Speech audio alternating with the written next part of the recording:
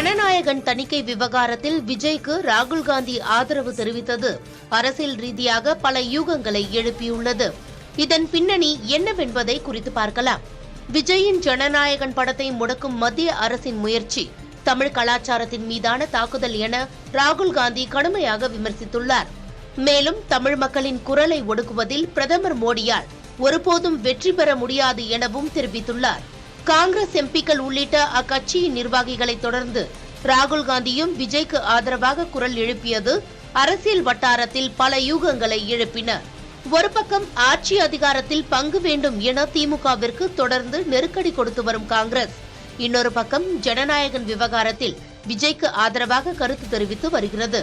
இதனால் 2026 தேர்தலில் தாவேகாவுடன் கூட்டணி வைக்க காங்கிரஸ் முயற்சிக்கிறதா என யூகங்களை எழுப்பியது. அதே நேரம் ஜனநாயகன் விவகாரத்தில் ஆதரவு தெரிவித்த அனைவருக்கும் நன்றி தெரிவித்துள்ள தாவேக இணை பொதுச் செயலர் நிர்மல்குமார், காங்கிரஸ் தொடர்பான தங்களது பழைய நிலைப்பாட்டில் மாற்றமில்லை என்பதையும் உறுதிபட கூறிவிட்டார். இதன் மூலம் காங்கிரஸ் விரும்பினாலும் அவர்களை தங்களது கூட்டணியில் இணைக்க தாவேக தயக்கம் காட்டுவதாக தெரிகிறது. இதேபோல்தான் ராகுல் காந்தியும் தேர்தல் கூட்டணிக்காக மட்டும் விஜய்க்கு ஆதரவு தெரிவிக்கவில்லை என்றும் அதன் பின்னணியில் வேறொரு காரணம் இருப்பதாகவும் சொல்லப்படுகிறது.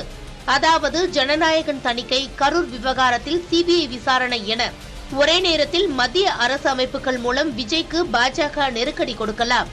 இதனால் விஜய் வேறு வழியின்றி பாஜக பக்கம் சென்றுவிடக்கூடாது என்றும் அவருக்கு வெளியில் இருந்தும் ஆதரவு இருப்பதை உணர்த்தவே ராகுல் காந்தி உட்பட காங்கிரசார் குரல் எழுப்புவதாகவும் அரசியல் வட்டாரங்கள் தெரிவிக்கின்றன.